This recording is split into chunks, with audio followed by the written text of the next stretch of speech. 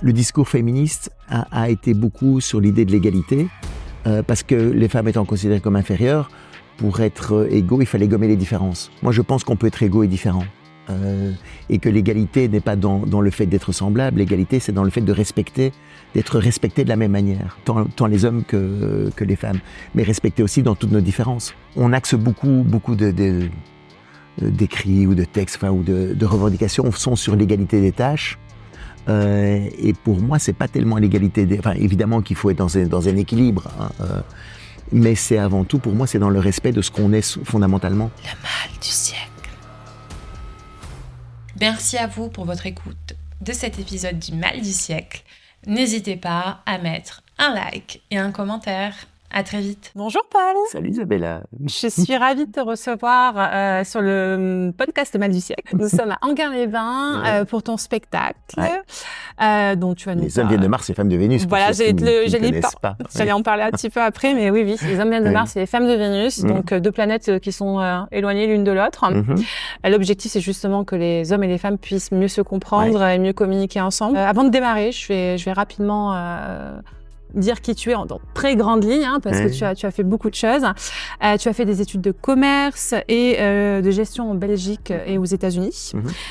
Et tu as bifurqué dans la partie humaine, dans le développement humain. Alors juste avant ça, tu étais dans l'aérien. Donc c'est vrai que moi, lorsque j'ai lu ça, je me suis dit, tiens, attends, il était dans l'aérien et du jour au lendemain, il a bifurqué sur le développement personnel. Pas tout à fait du jour au lendemain. Alors justement, ça serait il y a eu, donc après mes études classiques, possibilité de créer une compagnie aérienne, pas classique, c'est un peu original justement, créer une compagnie aérienne en Belgique. Et donc c'était un magnifique projet pendant 4 ans, jusqu'en 91. Et là en 91, il y a eu la crise du Golfe. Ça a créé une énorme crise dans le transport, dans le transport aérien, parce qu'il y a eu la période des attentats dans les aéroports. C'est là où on a commencé à mettre des portiques de sécurité. Et donc il y a plus de passagers pendant 6 mois. Et donc ça a créé une crise et que j'ai pas pu surmonter. Donc c'est comme ça que j'ai changé de vie à 30 ans. Et petit à petit, à travers la vente directe, je me suis intéressé à l'humain et en quoi les nouvelles technologies pourraient impacter nos manières d'acheter et de travailler. En fait, nouvelles technologies, c'était le fax et le Minitel encore à l'époque. Moi, j'utilisais... C'était le début des téléphones portables, 5 ans. Et de fil en aiguille, donc j'ai vraiment intéressé à l'humain et comment mettre de l'humain dans l'économie. En fait, c'était ma bascule. J'ai fait des conférences là-dessus. Et dans ce parcours personnel, j'ai assisté aux États-Unis en 96 à une conférence de John Gray qui venait de sortir son bouquin, qui n'était pas encore traduit en français à l'époque. Donc les hommes viennent de... Mais les hommes viennent de Mars et femmes de Vénus. Et tu as l'autorisation de développer... En fait, j'ai adoré ce thème, j'ai acheté les livres et les cassettes à la sortie. On était 1500 à cette conférence, mais il y avait plein d'Américains et quelques étrangers. Quelques semaines plus tard, j'ai recontacté John Gray en disant que j'avais envie de diffuser ses idées en français. Je savais pas tout comment et tout ça, mais il m'a répondu. Je suis retourné aux États-Unis, je me suis formé auprès de lui. Et j'ai créé des ateliers de communication sur ce thème. Et en entreprise aussi, beaucoup sur les questions d'égalité, de parité en entreprise. Et comme je suis pas thérapeute, c'était pas l'idée, mais j'avais vraiment envie de faire de la prévention, en fait, d'amener tout ce contenu-là à des gens qui s'entendaient encore bien, parce que c'est des clés pour mieux s'entendre, c'est pas spécialement pour résoudre toutes les crises. Et c'est comme ça que j'ai eu l'idée d'en faire un spectacle à one-man show. Mais j'étais jamais monté sur scène avant, je savais pas du tout comment ça fonctionnait, mais je trouvais l'idée intéressante de faire de cette conférence un spectacle. Tu lances du coup ton spectacle depuis en 2006. Et tu as relancé là récemment, c'est ça? Et en fait, je me suis rendu compte, il y a une partie aussi de moi qui me disait peut-être que maintenant ça intéresse peut-être moins les gens ou quoi, mais en fait, je me rends compte avec les questions MeToo, balance ton port et tout, que ces questions-là restent encore tellement d'actualité, et donc j'ai fait une nouvelle version des hommes viennent de Mars et les femmes de Vénus. Jour, voilà, j'ai remis à jour pour être quand même, parce qu'il y a des choses qui ont quand même changé depuis 20 ans, mais il y a quand même des trucs qui sont assez intemporels et universels. La place de l'homme, la place de la femme, l'évolution, la femme travaille tout ça est entré en jeu. Justement, pour en venir à ton spectacle, dès le démarrage, on le voit au niveau de ton spectacle, il y a une vidéo d'un homme et une femme qui sont dans la cuisine, et puis l'homme est tout content, il a fait la vaisselle, etc. Il dit, je fais les courses, etc. Et puis la femme arrive, elle lui dit bah super, putain, par contre t'as pas utilisé la bonne éponge. Et là il lui dit oui mais enfin tu changes tellement de couleur que bon moi je sais pas quelle éponge j'ai failli utiliser. Et finalement, ça peut, là où il y avait une volonté de bien faire, ça peut être perçu comme une incompréhension dans le couple, peut-être même comme une attaque de la part de la femme auprès de l'homme, alors que peut-être pas du tout. Qu'est-ce que ça soulève, cette scène qui est très courante finalement dans les couples? Mais ça soulève les frustrations de part et d'autre. En fait, lui, il a envie de dire, regarde, j'ai fait un truc, j'ai pris l'initiative, j'ai fait un truc et tout ça, dis que c'est bien. Et en fait, elle dit, moi, je le fais déjà tous les jours, pourquoi je dirais que c'est bien? Donc déjà, elle dit, pourquoi est-ce que tu veux absolument souligner ça? Et l'autre truc aussi, elle se sent frustrée parce qu'elle se sent pas respectée, parce que pour elle, l'éponge verte, c'est pour, c'est pour nettoyer le frigo, et l'éponge bleue, c'est pour nettoyer les assiettes, et il faut pas les confondre. Et en fait, l'idée, c'est de dire qu'il y a autant de nos grands-parents, aucune femme n'aurait imaginé reprocher à son mari d'avoir utilisé la mauvaise éponge pour faire la vaisselle. Il savait pas utiliser la cuisine. Donc, en fait, chacun vivait dans son monde.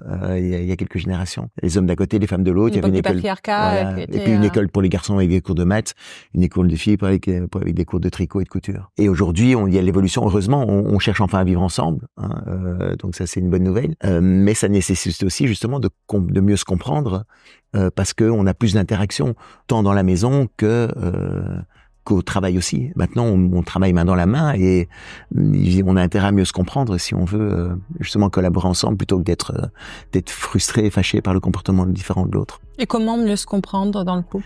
Mais pour moi, c'est en comprenant, je parle de bilinguisme, en fait. L'idée, c'est de comprendre bien ces langages masculins et féminins. Alors, c'est pas les hommes et les femmes, tu vois, l'idée, c'est vraiment de Mars et Vénus, c'est pas les hommes d'un côté, les femmes de l'autre, on met des gens dans des cases, et on est tous pareils, évidemment que non, chacun est unique. Mais pour moi, il y a deux langages, le langage masculin, le langage féminin, qui ont pas les mêmes codes, qui ont pas les mêmes références, et toutes les frustrations viennent quand il y en a un qui parle masculin et l'autre qui répond féminin. Ou vice-versa, quand on comprend pas la langue de l'autre. Et c'est ça qui amène toutes ces frustrations. Et pour moi, en enseignant ce bilinguisme féminin-masculin, en fait, c'est amener une clé de compréhension pour comprendre les besoins différents qu'on peut avoir dans un couple, dans une relation, mais sur une base d'égalité, évidemment, et de partenariat. Mais de partenariat, justement, comment, alors certains vont dire, ok, mais comment ça s'apprend finalement? Puisque, là, comme tu l'as si bien dit, il y a eu une période où justement les femmes ne travaillaient pas. Les femmes travaillent aujourd'hui, mais ce rapport, juste, est-ce qu'il n'y a pas peut-être eu rapidement tout ce changement qui a bousculé les codes dans le couple, et où il peut y avoir un niveau d'exigence des fois qui peut être élevé d'un côté ou de l'autre? Oui, enfin, le truc, c'est que tout le discours féministe a été beaucoup sur l'idée de l'égalité, parce que les femmes étant considérées comme inférieures, pour être égaux, il fallait gommer les différences. Moi, je pense qu'on peut être égaux et différents. Et que l'égalité n'est pas dans le fait d'être semblable, l'égalité c'est dans le fait d'être respecté de la même manière, tant les hommes que les femmes, mais respecté aussi dans toutes nos différences. On axe beaucoup d'écrits ou de textes, ou de revendications sont sur l'égalité des tâches. Et pour moi, c'est pas tellement l'égalité évidemment qu'il faut être dans un équilibre, mais c'est avant tout, pour moi, c'est dans le respect de ce qu'on est fondamentalement soi-même. C'est pas dans ce qu'on fait, c'est dans la manière dont on le fait, qu'on a besoin d'être en accord. Dans l'intention et dans la manière de faire. Beaucoup d'hommes sont frustrés aujourd'hui parce que justement, en fait, ils doivent suivre les règles des femmes. Ils doivent prendre l'éponge qui est celle-là. Oui. S'ils ils nettoient les vitres comme ça, c'est pas dans le bon sens, c'est dans ce sens-là.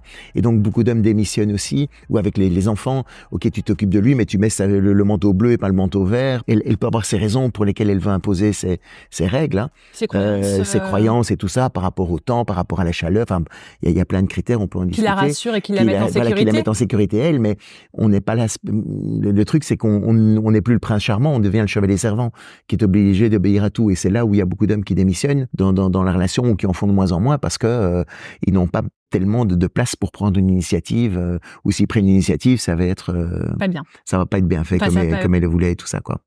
Ouais, donc justement, c'est à quel moment on considère que c'est bien, pas bien, c'est ça. Est-ce que le couple doit finalement créer ses propres règles, et on se dit qu'il n'y a pas de règles universelles, et on se met d'accord ensemble sur qu'est-ce qui doit être fait, comment respecter finalement le besoin de l'autre et sans mettre en insécurité l'autre? Ouais. Mais c'est large comme question. Déjà, il y a la base pour moi, c'est de comprendre qu'on se sent pas aimé pour les mêmes raisons. Le masculin se sent aimé quand on lui fait confiance. Alors que le féminin se sent aimé avant tout à travers des petites attentions du quotidien. Et c'est là où elle se sent importante, en fait, aux yeux de son partenaire, grâce au fait que, il est attentionné pour elle, il est prévenant, il fait, justement, il prend des initiatives avant qu'elle le demande. Et au début de la relation, c'est comme ça qu'il fonctionne. Souvent, il est galant, prévenant, il ouvre la portière de la voiture. Bon, il faut faire attention parce que parfois c'est juste parce que c'est la voiture qui est neuve. Voilà. Je veux pas qu'elle l'abîme, on sait jamais. Oui, ma chérie, c'est pour toi, non? Oui, non, c'est pas du tout pour toi. À un moment donné, il peut arriver justement que l'homme s'est dit, OK, maintenant elle sait que je l'aime, objectif atteint. Et puis il va, lui, comme son besoin, c'est de se sentir aimé à travers la confiance, il n'imagine pas l'importance des petites attentions qui doivent continuer au quotidien. Et donc beaucoup d'hommes arrêtent ou font moins de petites attentions parce que maintenant on s'aime, c'est bon, c'est acquis une fois pour toutes, tu vois. Ouais, il va pas arrêter les enjeux derrière. Est-ce que ça va toucher chez la femme? Ouais. Et il y a peut-être une forme de dire c'est acquis, c'est bon. C'est acquis, c'est bon. Et donc la femme derrière va dire il fait plus d'efforts, alors qu'en réalité pour lui tu sais bien que je t'aime, mais non en fait j'ai besoin de ça. Et lui vu que c'est pas son besoin à lui, il va pas comprendre c'est pas la manière pourquoi. de le faire. Voilà, elle en a besoin. Elle en a besoin. Exactement. C'est marrant, un jour un homme qui me dit tiens, je comprends maintenant pourquoi ma femme est un peu frustrée. Parce que chaque fois qu'elle me demande est-ce que tu m'aimes, je lui réponds tu seras la première personne informée quand ce ne sera plus le cas. Oups. Donc, mais c'est la logique masculine, c'est ça. C'est si je suis là, c'est que je t'aime. Messieurs, non, ne croyez pas ça.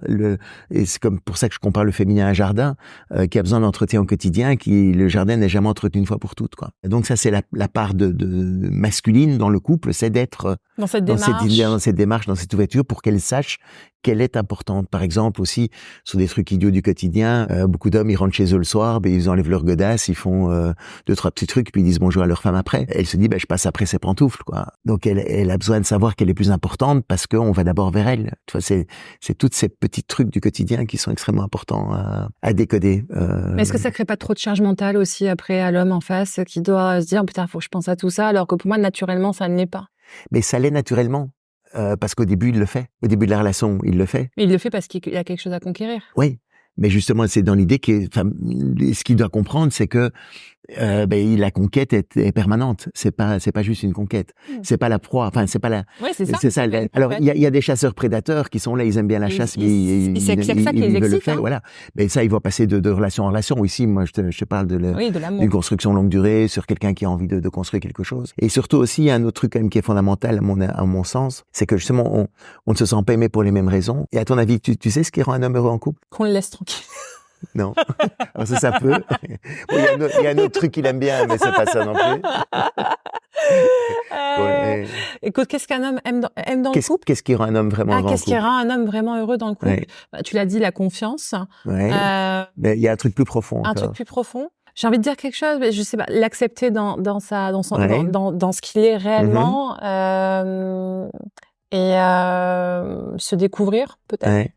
Mais il y a un truc encore plus profond. Encore plus profond. Ouais, accepter l'enfant faire ressortir l'enfant et les émotions. Peut-être. Un grand secret. Un grand secret. Alors tu vas nous dire un grand secret. Ce qui rend un homme vraiment heureux en couple, c'est quand il voit sa femme heureuse. Tu crois? Ouais. En fait, mais si elle n'est pas heureuse grâce à lui. Justement, le problème, c'est qu'il. Oui, mais c'est là où ça pose un problème, justement. Alors, c'est un secret très bien gardé. Il est tellement bien gardé qu'il y a certains hommes qui sont même pas au courant. Hein, donc, mais la devise, en fait, masculine du bonheur en couple, c'est si tu es content, je suis content. Tu vois, il te le dit souvent. Si elle est contente, ok, moi, ça me va. Oui, mais est-ce que son bonheur ne doit pas être le bonheur d'une femme ou d'un compétent. Ah, parce que ça renvoie à son niveau de compétence à lui. De compétence et de bien-être et de bonheur en disant je suis fort. Ouais. Ça le renvoie à son action. C'est le prince charmant, quoi. Mais c'est dans l'idée d'égalité de nouveau. C'est pas, et c'est là où pour moi il y a une frontière qui est fine mais qui est super importante. C'est que on a envie d'être protecteur, mais le problème c'est qu'il y a beaucoup de s'ils ne sont pas suffisamment confiants en eux ou quoi, ou dans certaines cultures ils deviennent dominants. Et là, il y a une frontière très, très importante, c'est que protecteur, tu fais passer le besoin de l'autre avant le tien, alors que quand tu domines, tu fais passer ton besoin avant celui de l'autre. Et beaucoup de femmes souffrent d'être dominées, parce que personne n'a envie d'être dominé, mais on confond les deux, et donc certaines femmes rejettent le côté protecteur, justement, parce que elles n'ont pas envie d'être dominées, mais c'est pas du tout la même chose. Et j'ai beaucoup de femmes chefs d'entreprise. D'autant plus aujourd'hui. D'autant plus aujourd'hui, tu vois, qui sont assez masculines et tout ça, qui ont développé, qui ont du succès et tout, et malgré elles, dans leur couple, leur couple, elles ont envie, oui, ou bien elles castrent en restant comme ça, et donc il n'y a pas un mec qui a envie de rester là. Elles ont malgré tout envie d'avoir quelqu'un d'un peu protecteur, qu'elles peuvent un peu s'appuyer sur une épaule, de temps en temps se reposer, mais il y a ce besoin de ressourcer, contrôle qu'elles peuvent avoir qui peut potentiellement castrer en fait la personne en face. Mais fondamentalement, je pense que beaucoup de femmes ont au fond d'elles-mêmes, je sais, j'ai beaucoup de témoignages de femmes justement qui ont bien dans leur peau, qui ont du succès, etc., qui ont malgré tout envie et besoin d'être avec un mec qui va être là pour être galant avec elle, pour qu'elle puisse pleurer sur son épaule, pour qu'elle puisse un peu c'est toute cette part féminine qui doit aussi être nourrie. Et beaucoup de femmes qui deviennent trop masculines, en fait, sont pas très heureuses elles-mêmes parce que c'est usant, fatigant d'être tout le temps dans cette énergie masculine pour elles. Oui, ça crée des tensions, des conflits tout le temps. Et comment justement permettre à ces couples qui sont, si je prends cet exemple qu'on vient de donner sur la femme qui a besoin de contrôler, qui est beaucoup trop dans son masculin parce que et qui d'une certaine façon peut prendre la place de l'homme. Ce serait quoi le conseil? Mais c'est de s'ouvrir à son féminin, commencer à faire confiance déjà aussi, accepter la confiance, accepter que les choses ne soient pas faites exactement comme elle le voudrait. Qu'elle croit que ça la met en sécurité. Qu'elle croit que ça la met en sécurité. De voir un peu quel est le plus important. Est-ce que c'est le fait que le bébé ait les chaussettes bleues plutôt que vertes, ou la qualité du couple, ou donc c'est aussi comprendre le besoin de confiance masculin et accepter. Ah oui, c'est aussi être vulnérable aussi de accepter que les choses ne soient pas tout à fait faites comme il voudrait. Mais je sais bien quand je dis ça, il faut vraiment que les deux soient dans une volonté d'être commune, parce que il y a des mecs qui sont destructeurs et tout ça, donc toi c'est toujours difficile. Il faut vraiment une volonté des deux côtés où on a tous les deux envie de bien faire et on fait des erreurs tous. Ici je te parle pas de gens qui ont envie parce qu'ils sont blessés, ils vont blesser l'autre, des gens qui sont mal dans leur peau. Toi, une femme qui a été blessée, qui a été blessée par des relations précédentes par exemple, qui a été trompée ou quoi, et encore plus de manière plus profonde par rapport à une relation avec son père qui était pas simple, ou bien son père qui a pas été très sympa avec sa mère. Mais pour beaucoup de femmes, c'est impossible de faire confiance à un mec. Tout à fait. Parce que toute leur histoire, leur mère, elles ont entendu leur mère dire il faut pas faire confiance aux hommes, et maintenant dire mesdames, il faut faire confiance à votre gars, c'est juste impossible pour elles. Ouais, donc en réalité, un couple aujourd'hui, pour qu'il puisse fonctionner, il faut déjà la volonté des deux côtés, et derrière ne pas considérer que ses besoins sont forcément celui de l'autre, et respecter en fait réciproquement le besoin de chacun pour avancer dans la même direction. Et être prêt à donner à l'autre ce dont il a besoin. Si on nous dit il ou elle a besoin, plutôt que de donner ce qu'on aimerait recevoir. En fait, ça c'est l'erreur classique qu'on fait, c'est qu'on donne ce qu'on aimerait bien recevoir. Et comme on n'est pas conscient de nos différences, on se bat tous les deux comme au combat naval. Tu vois, c'est des coups dans l'eau tout le temps. Et on est épuisés tous les deux parce qu'on a l'impression tous les deux d'être extraordinaires envers l'autre et de ne rien recevoir en retour. Et donc c'est frustrant des deux côtés. Simplement on donne, mais si l'autre ne perçoit pas ce qu'on donne parce que c'est pas ce dont il a besoin. Merci, écoute, c'était super. On va pouvoir te voir sur ton spectacle à Enghien-les-Bains et dans d'autres aujourd'hui, mais dans d'autres villes aussi. Tu fais le tour de France. L'année prochaine, on retourne en 2025. Donc on pourra se revoir à ce moment-là et refaire un point sur d'autres sujets. Super, merci. Plein de choses à dire. Merci, Paul. Avec plaisir. À très vite. Merci à vous pour votre écoute de cet épisode du Mal du siècle. N'hésitez pas à mettre un like et un commentaire. À très vite. Mal du siècle.